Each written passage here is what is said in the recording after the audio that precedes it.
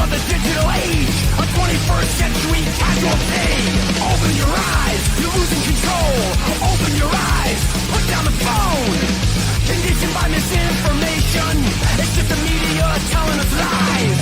Decide the fiction from the truth. Society's slow and tragic demise. Open your eyes, you're losing control. Open your eyes, put down the phone. Everyone's got their fucking opinion. What's happening? It's the New York Hardcore Chronicles Live. Coming in hot from the Vegas trip. The incredible Vegas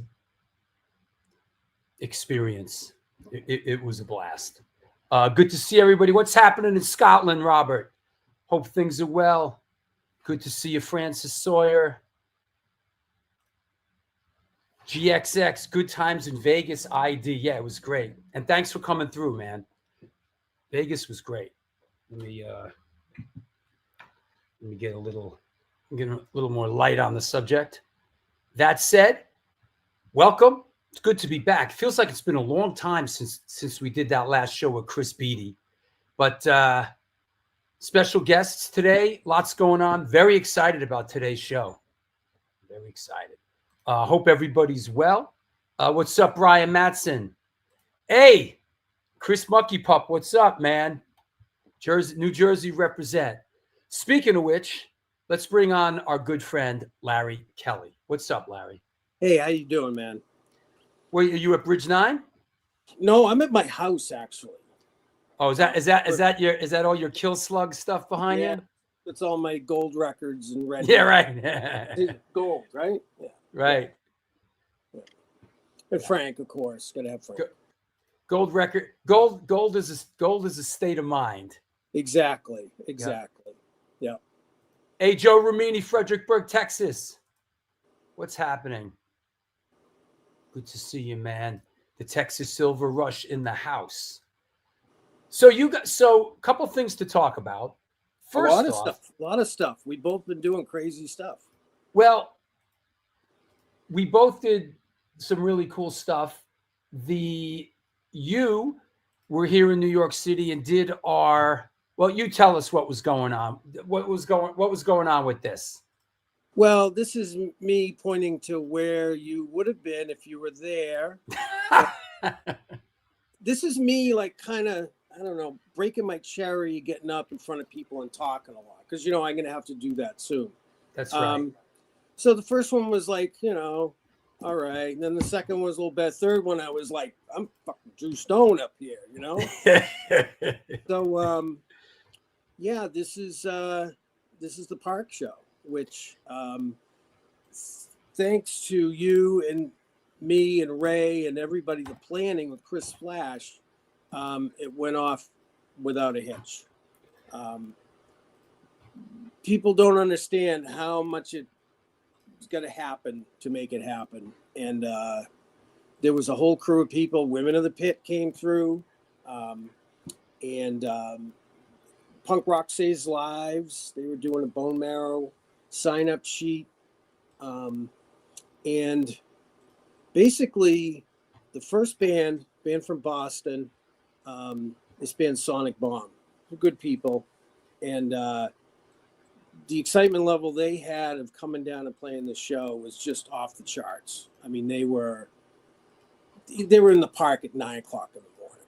Is that right? Oh, yeah. Yeah. And all the band members, except for Joe, they got up and they were loading up that stage, the big heavy pieces of stage, which, as you know, is stashed in the back of Chris Flash's backyard. So it's not that easy to get to.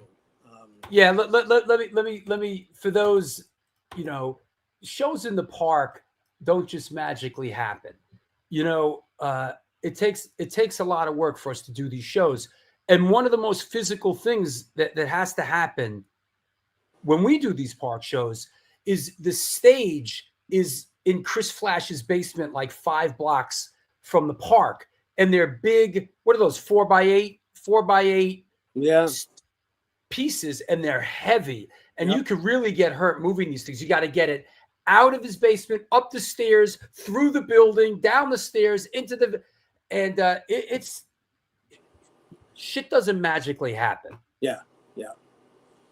And luckily we have Scotty Schizo, who's the foreman, Right.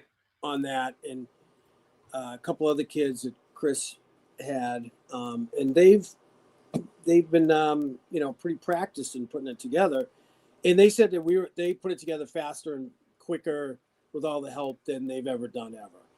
So, and here's a Butterbrain played, right? Yes, Butterbrain. This guy Aaron, he's a ball of fire. That guy. When they played, he went out into the crowd, getting everybody running around. It was really cool. So it started off with Sonic Bomb, and they were great. They were so excited to be there. And then End of Hope. Yep. We get Davey Gunner and the rest of his guys. And Davey, known for being in Kraut, he sort of has the stoner rock kind of Fu Manchu department going on, and they're really good at it. And then these guys. Yep. And then and then Butterbrain, who we showed, and then these guys. Yep. The non-residents. They had some political signs. They were spray painting before they went on for hours. Look, what the hell's on stage? What is that like? That's some sort of paper mache ghoul thing. These guys bring A game. Every time we put them on one of our bills, these friggin' guys bring, and then of course, Rebelmatic, and there was a lot of people in the park. There was a lot of people, yeah. There was a lot of people in the park for Rebelmatic, who always bring it, you know. Yeah. These guys were incredible as always, and it was exciting to have them on there. I do know that Fire is Murder had worked really hard to get on one of our park bills, but they got a chance to play the bowl.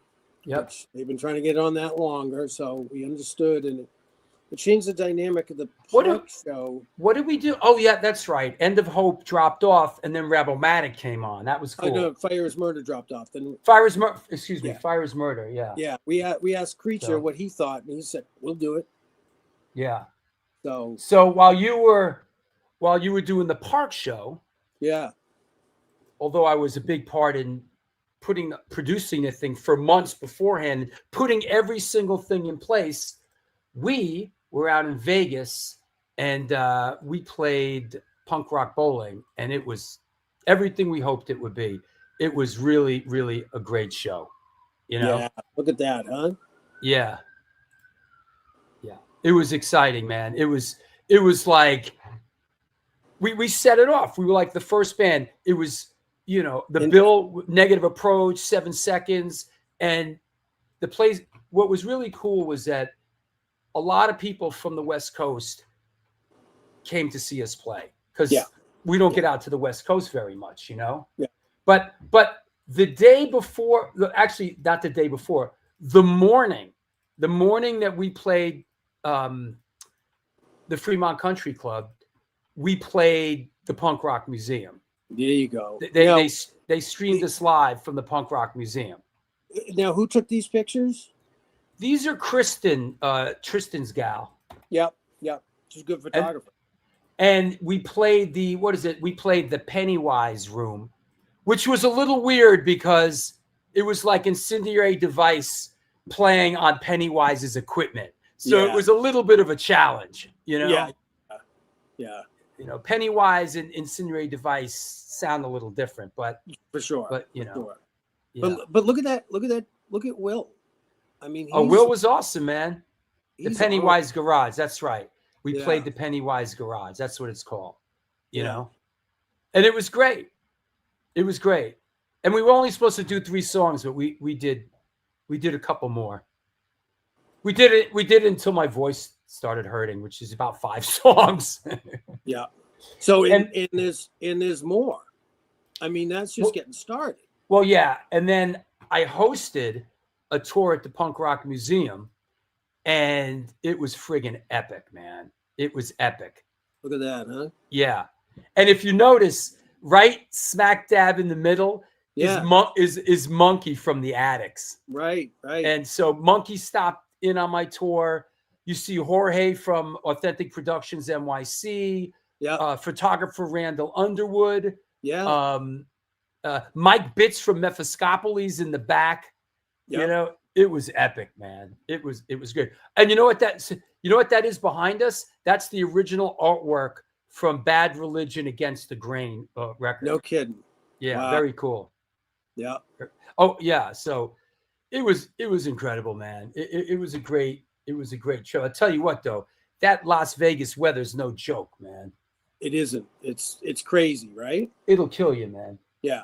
It'll okay. Here's a shot I took. You know who was really good?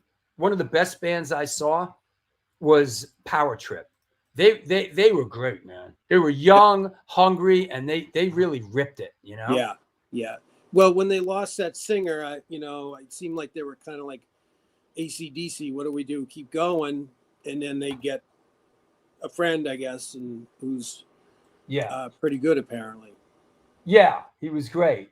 Yeah, that was a sad case losing that guy. Yeah. He really had something going on. Here's a cool shot at night. And this band was fantastic. Cock Spar was great, man. Yeah, yeah. Oh, I love them, man. They're great. So what was the temperature when this was going on, that picture? At night? Yeah. About 95 at night. Yeah, so it cooled down a little. Yeah, from 107. Yeah. You know? I mean, That's 100. You have a really good spot, too. Todd Huber hooked us up. We were like sitting on a couch in the VIP area. You could like look this way and see the one stage and look that way and see the other stage. It was great. I didn't bowl. We didn't do the bowl. We didn't bowl. We didn't bowl. We basically we waited for the sun to go down. And then we went to the fest, you know. Todd, of course, is the one that helped put out Roger's book. Yeah, Todd Huber's hooked us. Who came up to Bridge 9 when we had AF play there. Speaking of Roger's book, I hear that you're tour managing the Vinny Stigma East Coast mini tour. Yes, four shows. Eugene is going to put out the record on his Casa Gogo label. Mark from Generation is going to put it out physically. And he was like, let's do some shows. And I guess the brainchild of this all is Chip Hanna, who's in the U.S. Bombs and TSOL for a bit. That's right.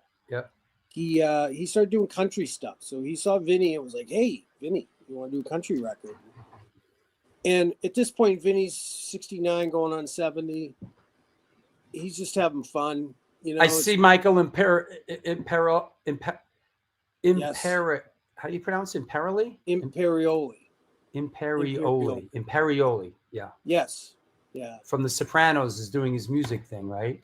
Yeah. You know, Eugene asked me, like, who do we get to, we need a little backup. And I said, ask Michael, which of course I wanted to see them play. So, so they're doing two shows. He jumped on the Brooklyn show, and there's a Baltimore show at Auto Bar on the 14th, Philly on the 11th at the Underground, and DC on the 16th was a Monday. It's old DC club, 930 Club, which is Antis now. That's cool. Yeah. And then you got this, you got the Chris Robots Will Kill event on June 7th up at Bridge 9, right? Absolutely. Now this, that's going to be great because we love this guy. Everybody loves this. His artwork is incredible. He's one of us. He keeps moving forward. And so we had a chance to get him. Now, me and Lori have put together 3 art shows with Mike Gallo and Masato. But this one we decided to just go with just him because he's got a lot of oomph. So anybody that's around that day, please come by and check it out. We have the 20-foot blow-up robot that we're going to put in the driveway. Oh, wow, that's cool. Yeah. So it's one of his. It's like his robot. Yeah, it's his robot. It's like 18, 20 feet tall. It's big. How cool is that? So yeah, I'm gonna get the robot this weekend and probably set it up and set it up a couple days before the event. And then But- this Sunday at the Yeah. Barry Electric, I'm getting married Yes. on stage. I'm Yes. telling you, this is going to be a circus. If you're in the New York area, you are invited. You have been warned. Lots of guest stars. We're doing the My War thing. A lot of guest stars. Yes. Wink, wink, right? Yeah, a lot of And a lot of guests. like we did up at Bridge 9, people afterwards like, oh, we missed it and this and that. Like, you've been warned. You don't want to miss this. Yep. So it's going to be good. come one, come all. Yeah. I am marrying the woman of my dreams. Yeah, absolutely. Absolutely. Yeah, all right. She's. I like her. I like her better than I like you. And you're my good friend. Most people do. Yeah. You know. That said, all right. Let's get our guest on. Yeah, we probably missed something, but I want to thank everybody who was involved in the park, the pictures. He's gonna kill me if I don't bring it up. Ray Hogan. Ray. Yep. Thank you, Ray. Ray Hogan, Stephen Messina, everybody that built the stage, all the bands that played, Todd Huber, everybody at Punk Rock Bowling, the Stern Brothers, everybody at the Punk Rock Museum. Thank you all. Cool. All right, I'll see you later. Drew, talk to you in a bit. Thanks, man. There you have it, Mr. Wolf, Larry Kelly. This is the New York Hardcore Chronicles Live, and we are sponsored by the Texas Silver Rush, DTFM Vinyl Distro, Generation Records, Mad Vintage, 126 Hardcore Clothing, and can you believe it? Candle Witch Company. We have a new sponsor. Very excited about this. They sent me a lot of cool stuff, a lot of cool candles. We're going to talk about them at the break. But let me just quickly say 126 Hardcore Clothing is a streetwear brand for restless individuals who don't compromise. They're about being positive, spontaneous, and true to yourself. For years, they experimented with several printing methods and materials and collaborated with a large number of designers and illustrators, always giving room for fresh perspectives while retaining the hardcore attitude. Get in touch with them. Ramp up your game at www.126clothing.com. That said, let's clear the deck. Let's bring our guest on. Here we go. Everything okay in the chat room? Nobody's killing each other. And away we go. Today's guest is an American guitarist, singer, and songwriter hailing from New York. He is known for his work as a solo artist, but also for his work with the bands Vauxhall, the Memphis Pilgrims, the New Riders of the Purple Sage, Hot Tuna, the Englishtown Project, and the Airplane Family. Please welcome, coming at us from Dallas, Texas, the journeyman, Mr. Michael Falzarano. Hey, man. How's it doing? It's good. How are you? I'm good. Heading back to New York tomorrow morning. So getting ready for that, you know. Yeah. How's the weather in Dallas? Well, right now it's kind of nice, but you know, it could be like you were talking before about the weather in Las Vegas. It could be pretty hot here sometimes. It could be 40 degrees and then the next day it could be 97. You know, that's Dallas, you know. That Vegas thing shook me and my gal up, man. It was well, like, I tell you, you know, I was with Hot Tuna and we were on the Further Festival one year in the mid-90s, I think. And we had a big show in Vegas. It was us and Bob Weir's band and a bunch of other bands. Mm-hmm. I think Los Lobos was on the show with us and a bunch of other bands. And they'd oversold this venue that we had by a lot.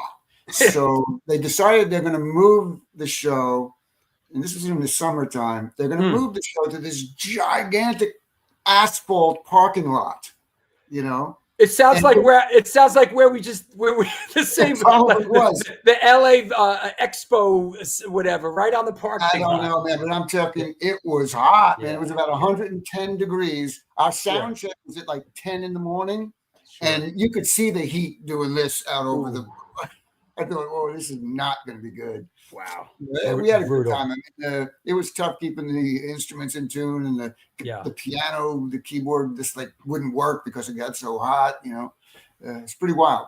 There's hot, and then there's that like threshold where things just don't act right, you know? Yeah. That was the stay. Yeah, computers, musical instruments, yeah. cars, you know, shit like that. But humans. humans, right? Let's bounce the ball back and forth a little bit. Sure. How did you come up? Did you grow up in a musical household? How did music come into your life? Well, I was on the radio yesterday. I told the story. Well, when I was younger, I grew up, I was born in Brooklyn. And then my parents moved from one place in Brooklyn to another place in Brooklyn and then out to Long Island. And if you're from the New York area, back in the mid 50s, Long Island was just still up and coming. And we moved way out to Center Reach. Now, Center Reach was really far out there, about at least an hour and a half out. And there was nothing there. It was a house here, a house there, and dirt road. Now it's a thriving metropolis. But now then there was nothing. It was still a forest in the back of my house. Sure. Anyway, while we lived there, or shortly after we lived there, my parents went to an appliance store because that's where you bought hi-fis and TVs. They were all in one place. And so they bought this sort of all-in-one unit with a TV and a record player and a radio. You've seen in thrift stores. And it's unclear to me now. Both my parents have passed away, so I couldn't really tell you what the facts are. But I believe, because I know then they also, at these appliance stores, also sold records. And sometimes, as an incentive to have you buy a record player, they would give you records with the record player. Right. And so by the time I'm young now, I'm like 5, 6 years old, So we get this thing, and it comes home, and we have these records stacked up, and it's a pretty eclectic collection of records, which leads me to believe that the records or the appliance store probably just gave them to my parents when they bought this piece of appliance. Right. It was like a Mantovani record, a percussion record, a blues record. I think it was a Muddy Waters record, a Hank Williams record. And there was Harry Belafonte at Carnegie Hall. And because, we're talking mid 50s now. So there was some radio, very little television. And so the records were just spinning all the time because that's all there was, Right. And so that was my first introduction to, what is this thing? Put these big round black things in this thing and it makes noise. Sure. It was cool. And then from there, one thing led to another, and I, got interested in music, and, I decided at one point, I'd love to learn how to play the guitar. What was the first music that spoke to you that you felt like really connected to? Well, I would say some of the blues stuff, because we had this one blues record. I can't remember which one it was now. Right. But then later on, when I got a little older, into 11, 12, 13, I was really into this blues stuff because it was really starting to happen then, the whole British thing was begin to bubble up. And then with a little bit of homework, you could find out, this Rolling Stones thing is actually this old, black guy from down south.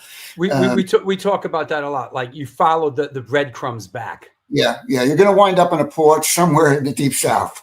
You're gonna wind up listening to Muddy Waters. That's correct. Lightning Hopkins. Right. I don't care who you're into. You could be into Green Day or whatever the flavor of the day is, and you go all the way back, and you're going to wind up there. Sure. And so that's what I was into then. I started to get into. I didn't one thing led to another. I went to get a funny story. I went to go. My father took me to go get guitar lessons, right? So I went to this music store, and the guy said to my father that, if he wants to learn how to play the guitar first, he's got to learn how to play the accordion. So he rented us an accordion. I don't know. I thought you were going to say piano. No. I have to learn how to play the accordion. Now, it turns out years later, about 2, maybe 3 years later, now I'm taking lessons from another guy, Greg Ferrara, who went on to be the guitar player in Ramadan. We're talking about it, and I tell him this story about the accordion, and he just starts laughing. And he goes, I know that guy. The reason he wanted you to play the accordion is because he had no guitars to rent you. So he rented you the accordion. And that was sort of like for a year, I was going like, I don't know what this thing is. But it all worked out. But I got to say that era, and that's when there were like these great mom and pop music stores. That's correct. Guitar Center and Sam Ash and all that. They didn't exist. Like places like, rural Long Island and all over the country, they had these like these cherished mom and pop sort of music stores, you know? Right. That's what this was. And then all the music stores in my little area on Long Island when I was living there the second time, because after that first time in Center Reach, we lived there for a couple of years, and we moved back to Brooklyn, then back to Long Island. Right. But even in the second time, there was the two music stores were mom and pop shops, you know, which was really great. Yep. And then Sam Ash came into town. Yeah. So you pick up a guitar, and how does that start playing out? Did you immediately want to form a band, or like how did that work out? Absolutely. You kidding? Yeah. I think I saw the Beatles on Ed Sullivan, and that was that, you know. So now I'm guessing maybe 12, 13, and me and my friends would put together a band. I was on guitar. My friend Anthony was on drums. We had a harmonica player, and I think maybe there was a lead singer, and I sang some stuff, and that was the whole band. You know? Was that the New Highway Boogie Band? No, that was later on. That band that I just mentioned there was called the Introverts. And nice. And the only reason we chose that name is because it sounded cool. We had no idea what it meant. You know? But it looked good on a drum head. You know, and, it's pretty punk. It's like we're the introverts. Fuck you. Exactly. And our first gig was at a VFW hall. Oh, right on. We made $35, and I thought this was great, man. Right. $35. We've made it to the big time. You know. So that was the very first band, and then from there were a couple of bands. I had a band called Great Bear. That was a cool band. And then On the Road, which had nothing to do with the Bruce Springsteen song. And then the New Highway Blues and Boogie Band. And then shortly thereafter, I moved to San Francisco, and that's a whole other story. This is a little low res photo, and it's hard for me to blow it up. But here's the new Highway. That's the New Highway Band. That's Skip Albano on the left playing guitar, and Billy Burns, who now lives in Oklahoma, killer guitar player, killer lead guitar player. He was like Eric Clapton of our day in that place. And that's me with really, really long hair over there with the red guitar. Wow, look at the hair on that kid, huh? Yeah, right. Wow. Yeah, right. What inspired you to move to San Francisco? And what year was that? That would be 77. I've been in New York now, playing around. And the funny thing is I was in New York playing the music of the New Riders of the Purple Sage and Hot Tuna and some of the Jefferson Airplane stuff, and mainly playing music that either blues or the stuff that came out of San Francisco. And a girl I knew at the time who's become my wife for 47 years, Claudia, she was living there, and we talked, and she was running a hair salon. And she said, you should come out here. I've met a lot of really great musicians. I met Jorma Kaukonen. I met Jack Cassidy. I met this one. I met that one. I thought, oh, great. That's great. Yeah, I'll come out. I'll spend a month. 10 years later. Right. Did you see these? Did you see like it when you were, playing and doing stuff in New York? Did you see Hot Tuna early on in the game and that kind of Oh, absolutely. I used to go to the Academy of Music, and then it became the Palladium, the Comac Arena, Stony Brook, Hofstra College. The Comac Arena. Was there a place that sounded worse than the Comac Arena? No, it's not. But yeah, I mean, all those places, so all those bands. I saw Jimi Hendrix at Stony Brook. Wow. Back in the day. So by the time I got there, and then began to meet all these people, it was pretty mind-boggling, because I'm pretty young at that point. I'm still in my maybe mid-20s, I'm thinking. So it's just like, wow, And did you see the Grateful Dead early on? I saw them a few times early on. Probably, I don't know where I would have seen them. It's one of the big places, Yep. But by the time I got to San Francisco, they were already the Grateful Dead. Yeah, sure. And I think I saw them a couple of times in San Francisco as well.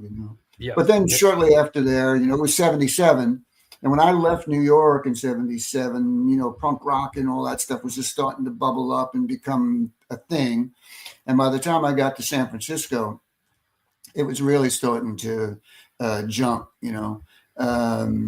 And one thing led to another, and sort of I went like this, and that path happened. And you saw the Sex Pistols at Winterland, correct? I did at their very last show. And as tell us about that.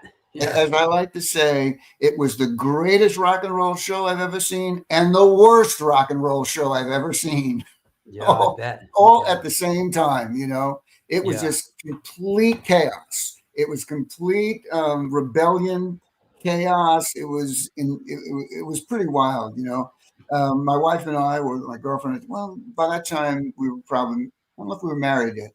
The Avengers played with the Nuns at other places. But yeah, that was an unbelievable show. And it's kind of like a fluke because the drummer from Hot Tuna at the time, Bob Steeler, had extra tickets. He said, "You guys want to go see the Sex Pistols?" Yeah, I want to go see the Sex Pistols, you know. But I got to be honest with you, at that particular point in time, because I was 78, right? It was January of 78. Yeah. You know, I was still like, I don't know which direction to go in. You know, this whole thing. I really like the organic, you know, hippie music over here. Sure. And, but after that show, it's like I realized, okay, there's really something happening. It's just like this reckless abandon, and I really like that, you know. And so I started this band called Vauxhall, and then after that, I did a couple of other bands. I had a band. There I am. That's a Vauxhall picture. You know.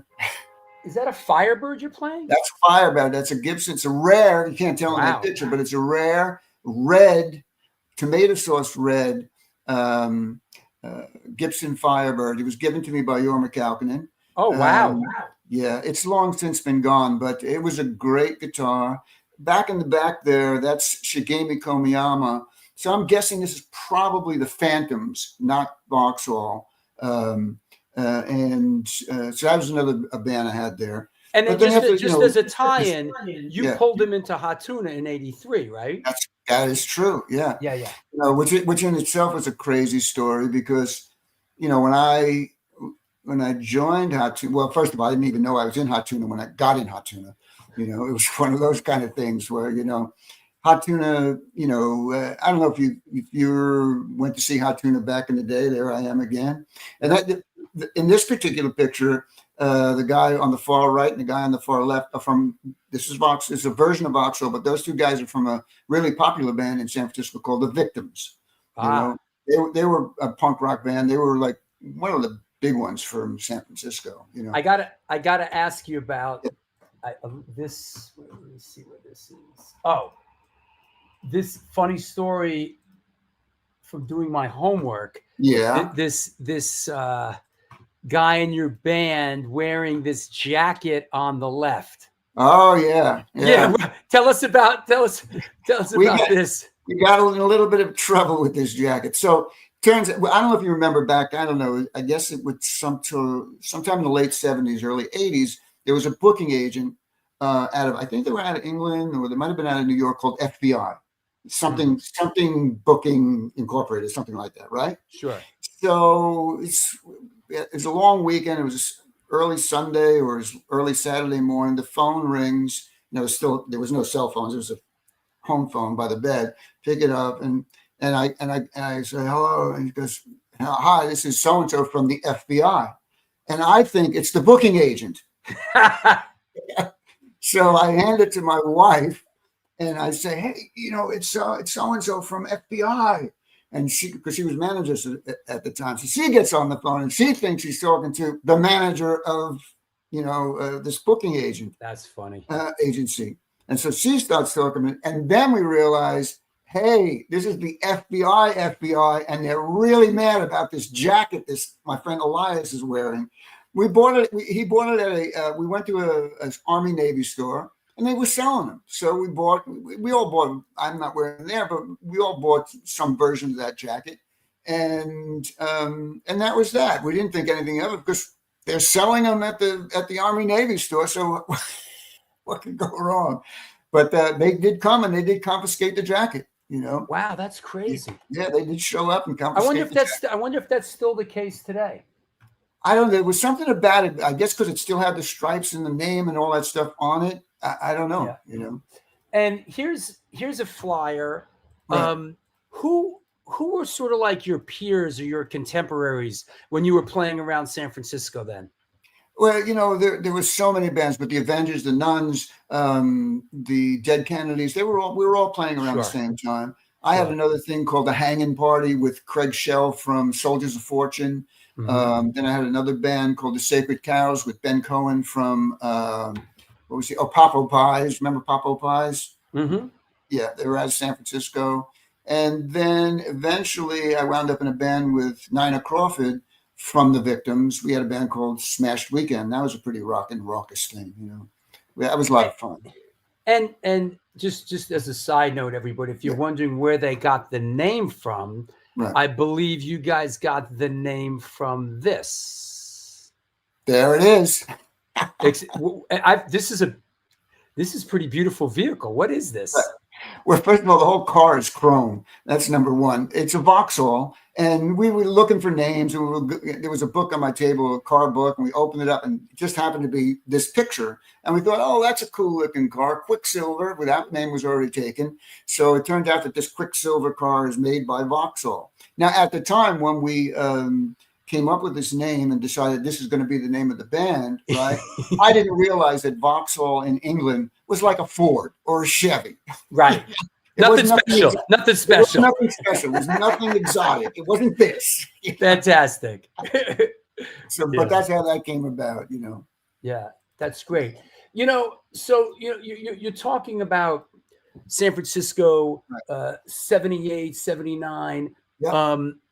Just from my notes about, and I quote, we had a great run playing all the Bay Area venues multiple times and opening for many major bands that came through town, like the UK Subs, REM, the Alley Cats, Nick Lowe, Billy Idol, and others. Right. We also played with a lot of local bands like Silvertone, Romeo Void, good one, and others. And we played the Mubehe Gardens, right? The on Broadway, Mubehe, and the on Broadway, which I've been to, the Stone, the Keystone. Yeah, these were the venues of the late 70s, early 80s. Right. Yeah.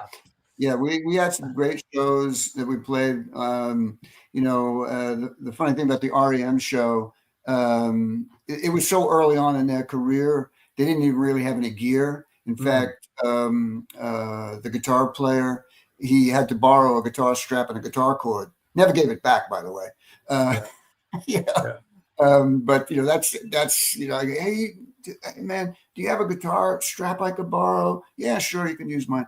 What about a cord? Do you have a cord? Yeah, right. And the next thing you know, they're like, that's it. Now, you're out there, you're playing the circuit. The sort of the punk, let's just call it the punk, new wave, whatever scene is kind of popping. And then, this guy is kind of like takes this left turn from after Hot Tuna breaks up. They did their last tour in 77. Right. They put out Double Dose. And I'm a big fan of the last couple of Hot Tuna records. The last lineup with Nick Buck on keyboards. I really loved that, because to me it was like really aggressive music. It was bordering on like heavy metal. It was really it was really aggressive. But then Jorma Kaukonen kind of, and you can't tell here, but his hair is orange. I mean, kind of interesting that like Jorma from Jefferson Airplane, Hot Tuna sort of veers into this lane as well. Right. Well, you got to remember that when you look back on things now, and you look at the Jefferson Airplane, it seems like, they were just a Jefferson Airplane. But you got to remember, at that particular point in time, when they burst on the scene, they were pretty on the outside, Sure. It wasn't, especially Serialistic Pillow. The album before that was sort of folk rock, but Serialistic Pillow, you listen to that now and you realize, well, it's pretty wild, for that time period, An incredible record. I mean, that still holds up. but I agree with the Hot Tuna. Those later albums, Hop Cough, Yellow Fever, America's Choice. Those are killer records. I love those records. And they were sort of on the cusp of something, but they had their own thing. It wasn't really heavy metal, wasn't really punk, wasn't really this, wasn't really that. Yeah. And that's what made them as popular as they were. Sure. And at that point, I had met and became friends with Yorm and Jack and everybody. So I was at the last show at the Palladium in New York in late 77. I think it was November 77. Sure. And shortly thereafter, Yorm and I started playing together in San Francisco while he was, and then he would go away and he'd come, to do his solo thing. Then he'd come back, and he and Jack hadn't played together for a good 6 years. I think they ended. Well, I don't think they ended in 77 and started back up in 83. And Jack kind of veered off, similarly, and right. Gets SVT going along with Nick, along with keyboard Nick Buck, who I mentioned, right. and Brian Marnell, who was who rest in peace, died very early. Very talented guy, man. Pat, but that's Jack on the lower right, who sort of veered off into the same sort of very interesting. That look, I mean, it was happening, and everybody was sort of experimenting with whatever, and I thought that I played a lot of shows with SVT, with one of the bands, probably Vauxhall and SVT. So it was always a great time, always a lot of fun. As Jack's always been a close friend. And that band was killer. Unfortunately, Brian, was a little bit troubled and died way too early. Yeah, but it is what it is. Yeah. But that whole scene in San Francisco at that particular point in time, that's what was happening. And like if you remember the last drummer for Hot Tuna, Bob Steeler. He then went on to be the drummer in the Offs, and the Offs were like, that's to me was like crazy punk rock, I mean, that was like so, I remember one time I went to see him, or maybe we even opened that show, I don't remember, at the Deaf Club in San Francisco. Oh, it was a little club. It was actually a deaf club for deaf people, right? And it was up on the second floor. And they would pack so many people in there. I literally thought every time I went there that the floor is just going to collapse one of these nights, and the whole thing is just going to come down, because you could feel the floor going like this, and everybody's jumping up and down and going crazy, But the three of them, Jack, Yorma, and Bob Steeler sort of veered off in that direction. And that's sort of where I came in. I was too young. I didn't see Hot Tuna. 76, 77, but like I came in at like 77, 78. So so my first exposure was like White Gland, Vital Parts, SVT. And and Yorma used to play New York all the time. So I probably saw 25 White Gland, Vital Parts. And, for a young person who loved those later Hot Tuna records, it was a little confusing. Denny DeGorio, and they had Danny from the Avengers I saw playing drums on one show. And as like a 15, 16-year-old, who just loved all that Hot Tuna stuff, it was a little confusing for a while there. Yeah. I think everybody was confused by it. But hey, that's the beauty of it, Yeah. And it probably deep down inside, that's why Yorma did it, It was a bold move, man. Yeah. I mean, but that's what he was doing. That's what he felt like doing. And Yorma's always done what he felt like doing. It always seems to work out, Yeah. And then shortly after, during that period, well, slightly after that, then we started playing together around the Bay Area. Yeah. Were you playing together initially as Hot Tuna? No. Hot Tuna didn't get together till 83. Right. This is probably sometime in 83. We both weigh about 119 pounds in this shot. I can only imagine why. It was the 80s. Go figure. What is that? A Les Paul Jr. you're playing?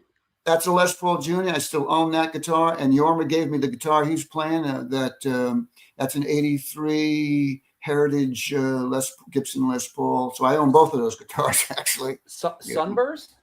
It's a cherry Sunburst, flame top. Those are beautiful, man. Yeah, it's a beautiful guitar. So explain. So how did the 83 Hot Tuna reunion thing happen? And how did you get pulled aboard? Yeah. So again, Yorm and I are playing, right? Jack's off doing SVT. Yorm and I are playing, doing a little duet thing with, and sometimes we have Jerry Long on keyboards. And we were in the studio recording a Yorma record, which never was released and probably someday will see the light of day, but I don't know. Oh, wow. I'd love to hear that. I have some of the basic tracks. Yeah. But anyway, so we were was it electric? It was sort of electric, and it was electric because it was loud. Yeah, you know? It was loud. Yeah. You know? So and Yorma and Jack, through an intermediate, a manager, was talking to them about putting Hot Tuna back together, and and so that's kind of the spark that got them to start talking again, right? Right. And so one of the days before anything happened, Jack came by the studio we were working at in Berkeley, and we were sitting at a table and we were just talking. Now, at this particular point in time, I'm still pretty young. I'm not even thinking Hot Tuna. I'm going to be in Hot Tuna or anything like that, because I'm just a kid from Long Island pretending to be a rock star, Right. So, they're talking about it, right?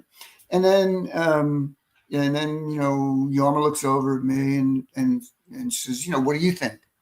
And I thought, I'm a Hot Tuna fan, so I'm going, I think it'd be great, man. I think you should do it. It should be great. You and your Jack back together again. Sure. Play those old big giant places you were playing. It's going to be great.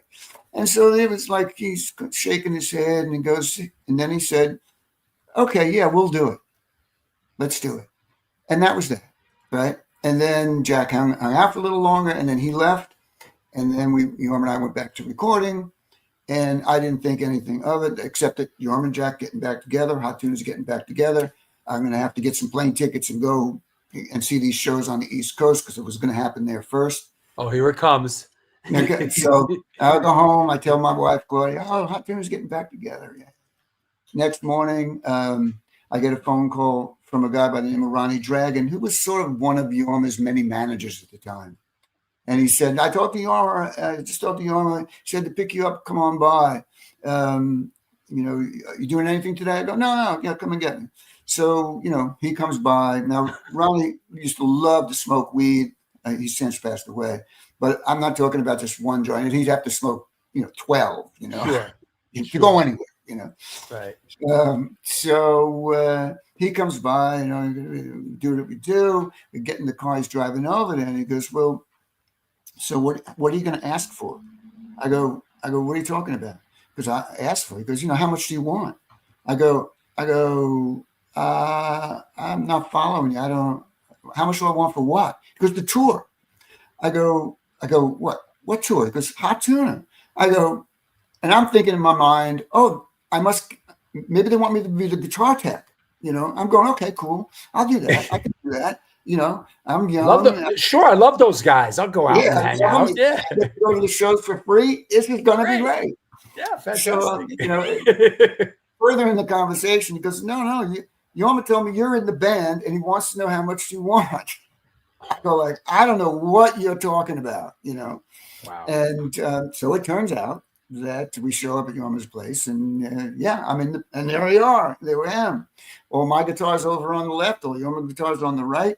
Jack's bass is in the middle there, and there are two or three guitars on either end there that didn't make it in the photo. But yeah, so so for a couple of minutes, I didn't even know I was in Hot Tuna until I was in Hot Tuna, And then the other funny thing that happened is, so now it's set. It's Yorma, Jack, and myself, but there's still no talk of a drummer. So I just assumed, because Bob Steeler was the drummer when Hot Tuna broke up, that it would be Bob Steeler, or it would be Paul Zoll, the drummer from SVT. From SVT. Right. And so that was that. I didn't put any thought into that. And Yorma at this point was still going back and forth to the East Coast to play his solo acoustic shows. So I get a call from him. He says, "Hey, listen, can you come by and pick me up? I got to go to the airport. I'm playing some shows back east, and then when we get back, we'll rehearse for the tour." And so I go, "Yeah, come." I go get him. We go to the airport. Back then, we used to travel with everything: amps, guitars. So you get the porter guy, and they come load all the stuff on there. And back then, pre 9/11, because I know this from. Working in the film business, my dad, we used to, you'd check it on the curb and you'd give the dude like $20 for like 15 cases. Yeah. Big ones. Big road cases, Sure. And so, so he gets out of the car. We get that's all done. He says, "Yeah, I'll see you in a couple of weeks." And he starts walking away. Right. And then he walks back to the car, back to my van, taps on the window. I lean over to roll the window down because there was no power windows. I roll it down. He goes, "Oh, yeah, listen, why don't you find the drummer?" And walks away. And I thought to myself, "Wait, what?" I go, I have to find the drummer? That's when Shigemi Komiyama came into the picture because I'd been working with Shigemi. He'd, recently come here from Japan. And I knew that in Japan, he was a huge Hot Tuna fan. So he was familiar with the catalog.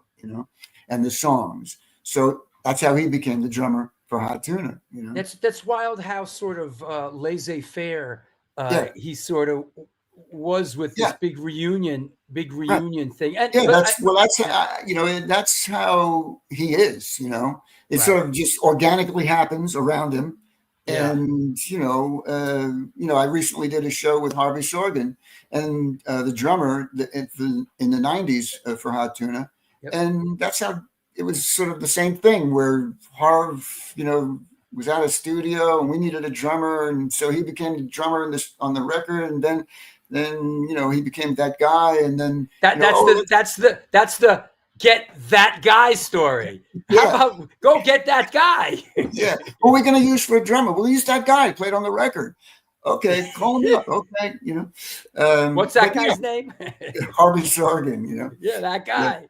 Yeah. So but that's kind of how things work in Hot Tuna world, and later on, Barry Mitterhoff, who played mandolin with him for a couple of years, same thing. He met him somewhere and they started playing, and then then he was in the band, then he was in Hot Tuna, and then things change. I mean, there's been a couple people in it. I mean, Greg Douglas played with Hot Tuna for a minute. Like so. I guess this is sort of the Yeah, I mean, the album is one of my favorite albums. The one that Greg Douglas is on is Yellow Fever. I love that record, man. That's a great record. Sunrise Dance with the Devil. That's a killer tune. Ballroom Crystal. Ballroom Crystal. Oh, yeah, that song, like, just right. I would say that album and the one that followed it, Hopkoff, are right up there with my favorite. And America's Choice. Sure. Were those halcyon days? Was that the first Hot Tuna reunion run? I mean, I saw you play at the Ritz here in New York. I remember you played the Nassau Coliseum. I also remember you were playing. I mean, some of your stuff was in that set. You played you played New Shirt. You played I mean, you. It wasn't like you were standing in the back. I mean, you were kind of fronting the band for a couple of minutes there. What was that? How did that go? Well, it goes both ways. Yorma's and Jack, they're very supportive. Like when you're in the band with them, they want you to do what you do along with what they do. It wasn't like, well, it's our band. You just do our thing. So, and Yorma and I had been playing a little bit, so he was familiar with some of this stuff. And to be honest with you, at one point, and Yorma will admit this, and he admitted it in his book, I think. Haven't read that in a while, but at one point he was, when we first got together to rehearse, which didn't really, it was like a 3-song rehearsal, and then go play to 6,000 people. He was like, well, I don't think we should play any Hot Tuna songs. I think we'll just play all new material, and I thought to myself, wow, that's crazy, but again, I'm pretty young, so I don't want to step on anybody's toes. So I just said something to the effect of like, wow, I really like to play. I See the Light. Some Hot Tuna songs. And he said, well, what do you want to play? And I said, I See the Light, and it is actually the very first song we played live together. Oh, is that right? The very first song we rehearsed, and probably the only song we rehearsed. And so, that's how it all sort of began to evolve. And that's why some of my songs are in there, and some of these newer songs that Jorma had written were in that very early 83 tour. And the other funny thing about the 83 tour is when I look back on it in my mind, it was short. It was like, maybe, a dozen or so shows. And then I went back and I looked at it. It was like 50 something shows in like a couple of months, like 2 months. Yeah. I remember you played the Nassau Coliseum, I think with Weir or something. Yeah, Bob Weir, Bobby and the Midnights. Yeah. Yeah. That was a weird show. Yeah. That was a weird show. That was pretty crazy, Yeah. And, some fans dug the Hot Tuna of that, and some fans didn't. And the ones that didn't were the really hardcore early 70s guys who wanted, that heavy metal sort of sounding Hot Tuna. But, Jorma and Jack somewhat moved on from that, Well, that's where they left off. So so there's a contingent of people that were probably just hoping they were just going to pick up where they left off. But but eventually, in a certain regard, things kind of settled down, and you guys had a great band with Pete Sears and with Harvey. I think that lineup was like 10 years, and I saw that a bunch of times. That was a fantastic band. Yeah, we had a great time doing that. We toured all over the world with that version of the band. We went to Italy multiple times, all through Europe, Japan, Canada, well, every state in the United States, I think, except Alaska. We went to Hawaii. Oh yeah, that's a great album. It is. It is. I did my homework. I listened to it. It's fantastic. Right. I love that. I produced that album for them. And, it's recorded at a place called Stoves, which is very small. It's a very small place. And, Japan, they'll oversell anything, And they oversold this show that there were so many people that we literally could not walk in the front door to get to the stage. And fortunately, the stage was up against a window, big front window thing. They literally had to take the window out. We crawled through the window, played our first set, then crawled out of the window, went back to our green room, which is down the street, and then came back, crawled through the window, played the second set, and ended the show. We went out on the sidewalk to meet and greet the fans. But it was a wild night. This is a record that I really, really love. And I got to say, you have a track on here. To me, it's the signature Falzarano song, which is Gypsy Fire. I got to give you yours, Mike. That is a fantastic, really great song. I must say, it really speaks to my heart. It's a fantastic song. Right. And I really love this album. It's on Grateful Dead. It was on Grateful Dead Records. Yeah. And it's a shame that it's out of print and it's not even on. None of the songs are even on YouTube, which is a real drag. Because it's not on Spotify. Great. Yeah. No. Yeah. And I put this version of Funky Number 7 up against many of them. The one from this record. It was recorded live on the Further Festival. And then we went to Grateful Dead Studios to mix and recut some of the guitar stuff that got distorted, which was a trip in itself, going to Grateful Dead Studios. Sure.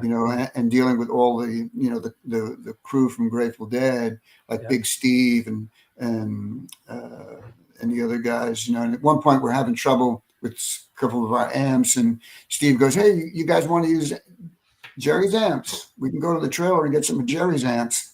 Yeah, let's do that. Break those out. Yeah, bring those out here.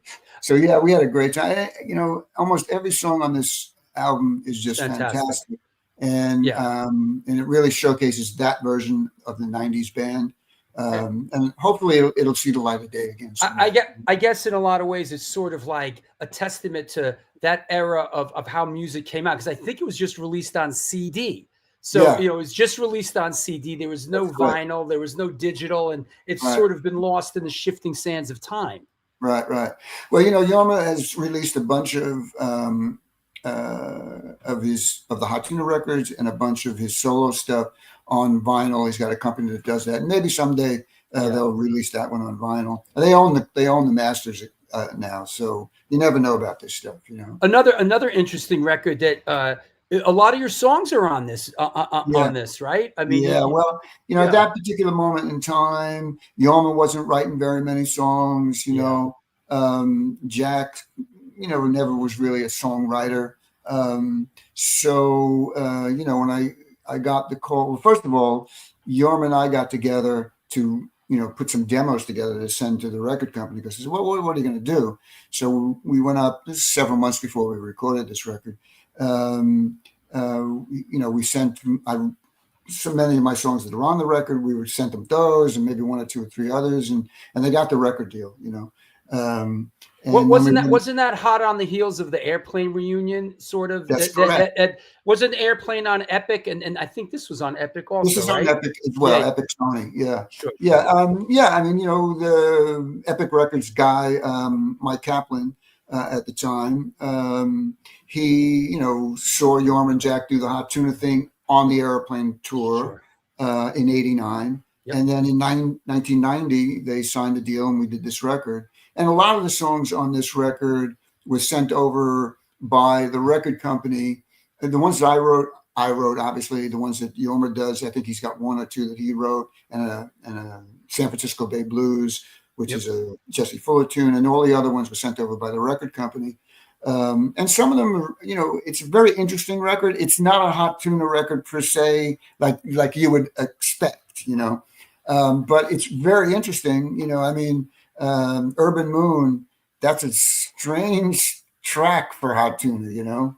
AK-47 is a cool track. AK-47, but I just gave it a honest listen on the plane, you know, going to Vegas, like, you know, when you can and it, like, wow, I remember this.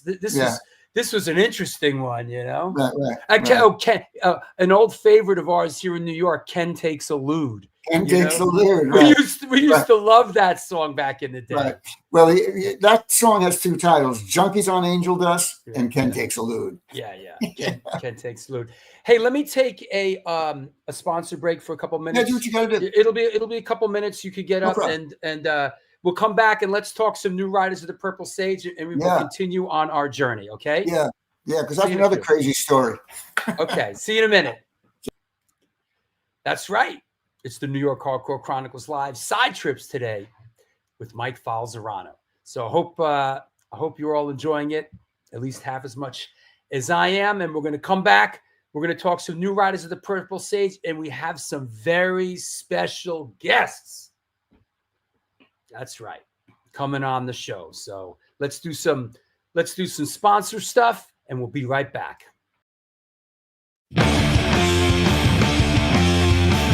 Since 1992, Generation Records has been a mainstay of the New York metropolitan area music scene.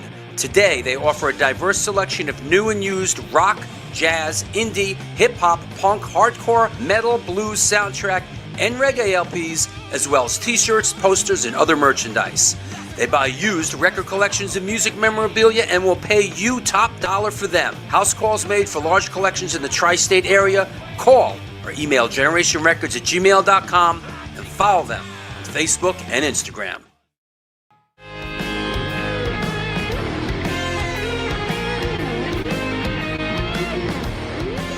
Will that be cash or in debt? Do you mean debit? Yes.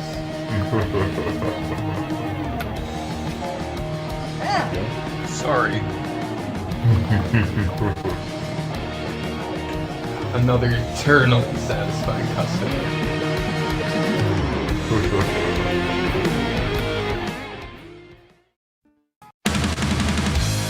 Yo, what's happening? I'm out here at one of our all-ages Sunday matinees on the Bowery. I hope that you are enjoying today's show. I just want to let you know that the New York Hardcore Chronicles Live needs your support. Please step up. There is a Patreon page that has a lot of unique program. Shows are announced there first. Lots of good stuff. There's a PayPal address right there on the screen if you want to make a contribution. There's also a super chat function. You could do that. But the bottom line is this show exists because of your support. We're going to be doing it for a long, long time. Thank you for all your support through the years. Back to the show.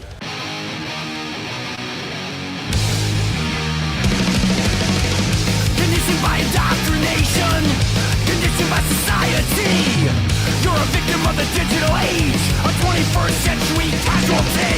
Open your eyes, you're losing control. Open your eyes, put down the phone. Conditioned by misinformation, it's just the media telling us lies.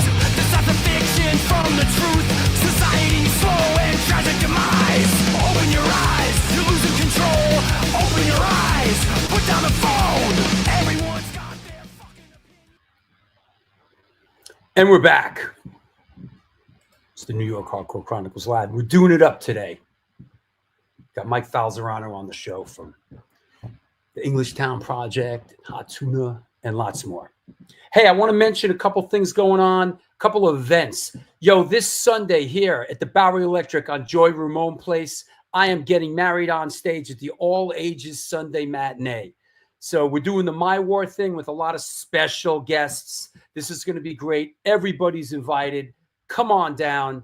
It's going to be a friggin' circus. Doors are at 3. We're going till 10 at night. It's going to be great. Sunday, June 22nd, back at the Bowery Electric. It's our Back to the New York Hardcore Roots series. Channel 3, who I was just hanging with and saw out at Vegas at Punk Rock Bowling. Malavista, Chemical X, Chumhuffer, Beast from the East. Hey, you heard my birthday show up in Boston at the Brighton Music Hall with Tree, Incendiary Device, a couple others. Saturday, June 28th. Sunday, June 13th, back at the Bowery Electric. Fury of 5, Shoot the 5, The Long Way, Jerry Body, and Thug It. Crazy Eddie's last show, August 3rd. Incendiary Device with Stigma, Fires Murder, The Blame, Sling Blades, and Idiot Box out at Pugs, Under the Stars. I think that's the only time ID is playing this summer. We're going to be out. We're playing this Upstage Music Fest with Mephistopheles and Sworn Enemy, a couple of our friends. That is in August 9th. Demise, August 31st. Just announced this the other day. Another Bowery Electric Free All Ages Sunday Matinee with 24/7 Spies, Rebelmatic, Ache, Deadshot, and Fulano. And then we will be out at San Francisco. Speaking of San Francisco, we are playing Crash Fest at the DNA Lounge with GBH and a couple others on the October 18th. So all that's happening. Hey, please support the show. The best way to do it is on Patreon. There's also a PayPal address up there, but please join Patreon and support the show. It's the best way to do it. The show needs your support. So that said, let's clear the deck and let's bring today's guest back on. The journeyman, Michael Falzarano. Hey, I'm back. He's back. I'm back. So let's go. I'm sorry, go ahead. I just want to say I'd be remiss if I didn't mention Ginger Coyote, because she was very supportive from Punk Globe. She was very supportive back in the late 70s, early 80s of what I was doing. And then even in recent years, and she's been keeping that Punk Club going for I don't know how many decades now. I read the interview when I was doing my homework. She interviewed you. It was really good. It was really good. Yeah, love Ginger. Yeah, go ahead. That's cool. Tell us how New Riders of the Purple Sage came into your orbit and how sort of you got on that team. Yeah, that's a pretty wild story. So my time in Hot Tuna had come to an end. There was no bad feelings or anything. It was just kind of Yomer and Jack wanted to go back and do the acoustic thing. And so we're probably talking early 2000s. And I was like just playing around New York. And then I went on the road for like 2 years with Garth Hudson from the band. Oh, wow. And in a little tour with Garth Hudson revisits the music of the band with Professor Louis and the Chromatics. And we toured, around the States and went up to Canada a couple of times. And then I went to, my daughter who was playing soccer at the time, was playing soccer over in Amsterdam. So we went over there, my wife and I went over there to hang for a while. And then when I got home, right, again, no cell phones, house phone. I walk in the door, right? As I'm walking in the door, the phone is ringing, right? And so I pick it up and I hear this. It was Buddy Cage on the other end of the phone. Falzarano. I go, yeah. He goes, it's Buddy Cage. I go, because Buddy's like really succinct, you know, it's like, this is it, you know? Right. Buddy, it's Buddy Cage. I go, yeah, Buddy, what's up? He goes, listen, we're putting the riders back together. You want in? I go, yeah, sure. He goes, you know the material, right? I go, yeah, Buddy, I played that stuff for years as a kid, so I know it. I know most of the tunes. It would be great. He goes, okay, great. Call up Markowski. Bang, the phone goes down. I go like, Markowski. I'm thinking to myself, I don't know who that is, you know. You know, my wife, Tom Claudia, goes, you know, I think that's the guy in Stir Fried. I go, oh yeah. I'm thinking, I'm not going to get his number. I don't have his number. I don't know. I barely know him because we've played a couple of shows together. But you can't Google it. I can't Google it. You can't even open Yellow Pages. I don't even think I had a Yellow Pages. That's freaking funny. So somehow I got his number from somebody. I think because I was playing a lot of shows downtown, and one of the promoters, Anthony Delgado, also booked some shows with Johnny's band. And so I got Johnny's number and I called him and we talked, and he said, yeah. And Ronnie Penquay is going to play bass, who I think was playing bass in Stir Fried at the time, although I'm not clear on that. And so that's kind of how that sort of erupted. And, you know, the story that I'm told, Buddy, the story I'm told is that Johnny was getting ready to do an album or record something, and he was on the golf course with Buddy and talked about getting this one and that one, and Buddy, and he wanted to get David Nelson, the guitar player from New Riders, and Buddy said, you know, they were talking about it, and then he said, well, you know, maybe we should just, or maybe Johnny said, maybe we should just put the New Riders back together. And somehow that all came to, that's David Nelson there with me. And somehow it came together, and just like Buddy, as he always does, being very succinct, told Johnny, you call up Nelson. Yeah.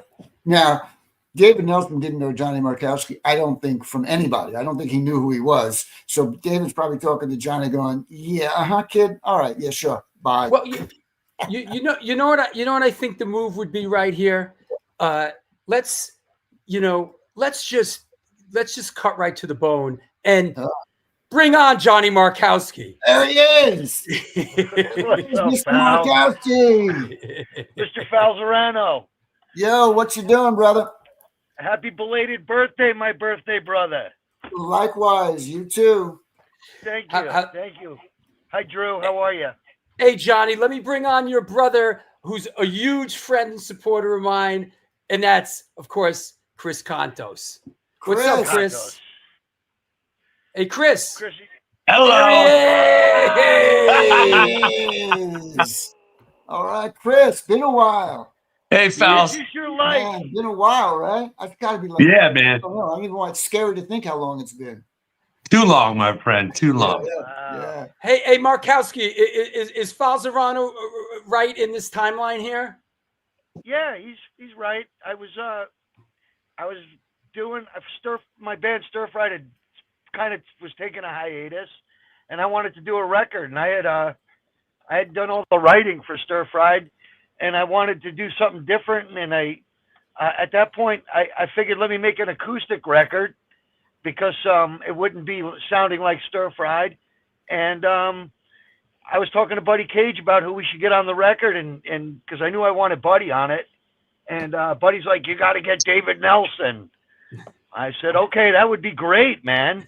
And when he said that, I said, you should if you're gonna play with Nelson, you know, screw my record, put the New Riders back together. And like once, same thing with Falzarano. I had no idea that I would end up in the band. And he's like, nobody wants to hear that shit anymore. And we're playing golf. I'm like, dude, I would pay money to go see you play. I would go see that. And like 4 holes later, he finishes a putt, and he goes, all right, you're going to call Nelson tonight. We're going to put the New Riders back together. And then he looks at me and goes, what do you want to do? You want to play drums or guitar? I'm like, I'll play drums, because I started playing the drums again, and he looks at me and goes, "Who do you want to get? Who do we get on guitar then?" And immediately, rhythm guitar player. I'm going Michael Falzarano. You know, and I said Michael Falzarano, and he's like, "I got his number. I'll call him." And I had to call David Nelson, and I'm like, "Hi, I play music with Buddy, and you know, Buddy wants to put the New Riders back together." And he's like, "And who are you?"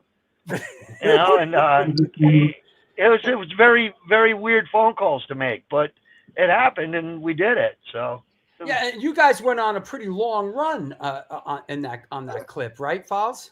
Oh yeah, yeah.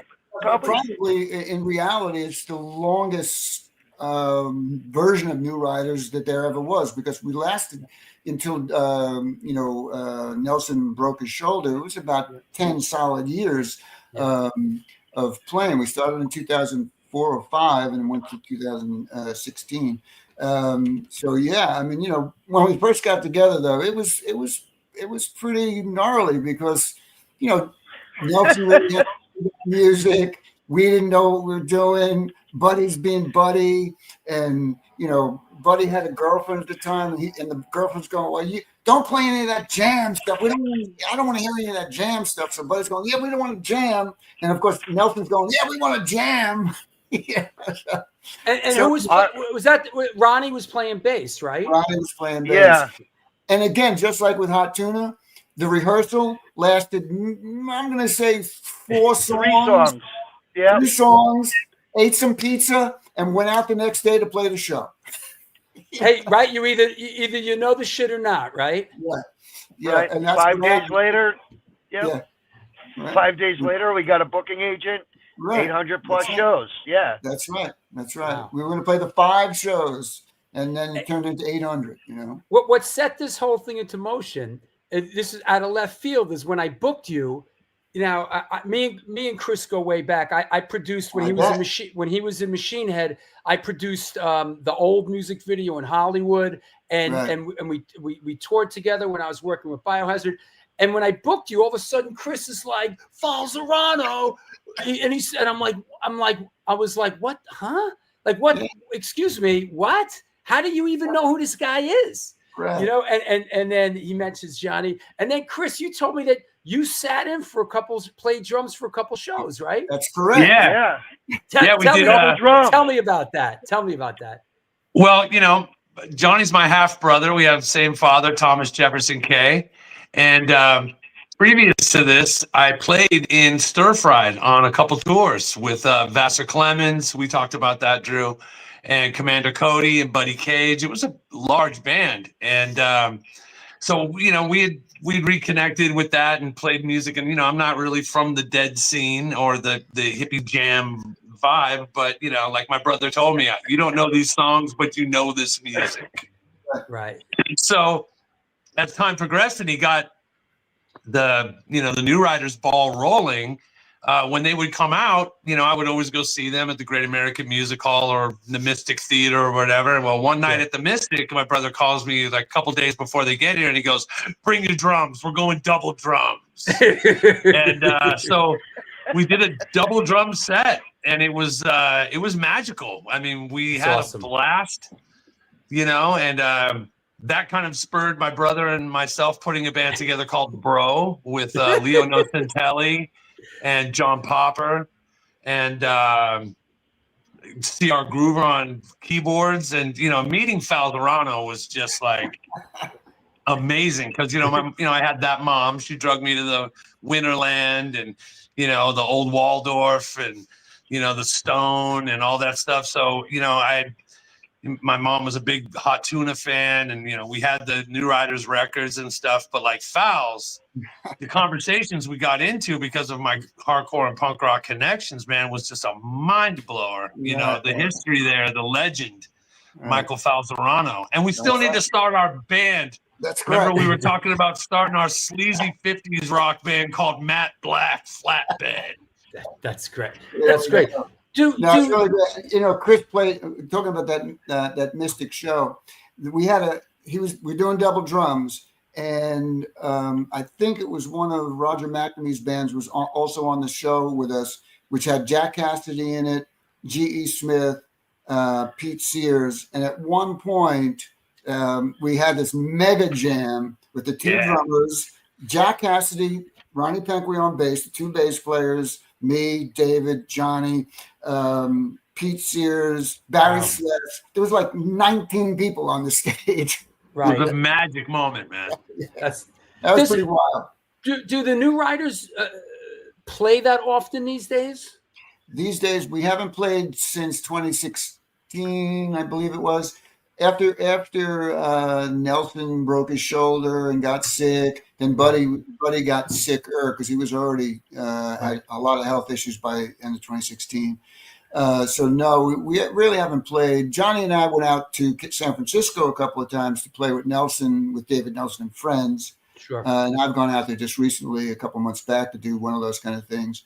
Nelson, you know, I mean, is it out of the realm of possibility? Nothing's out of the realm of possibility, but health-wise, Nelson is not in the greatest of health. You know, does he travel? He travels kind of close to home, but you know, I don't. He got on a plane and went to somewhere, some bluegrass festival or something at some point. So you never know. In Tennessee or something. Yeah, it gets tough. Hey, Johnny, could you give us some perspective on what it was like to play with Buddy Cage? You had to pay attention or shit would at you.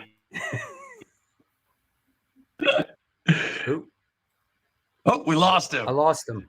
No. Hey, I'll tell you something funny. My first show with Buddy, went out and we played in Virginia with Stir Fried, and you know, I sit down and I start playing, you know, warming up the drums and doing the sound check, and he looks over at Johnny. He hadn't even addressed me yet, and he goes, "Johnny, is he gonna play that loud?" Right? And my brother's like, "Well, that's what he does, you know. He's coming up on John Bonham and stuff, you know." And then so we get into the set. The next thing you know, like, Buddy is like headbanging and doing his classical mule kicks, you know, balancing, you know, doing the mule kicks and everything, and it was great.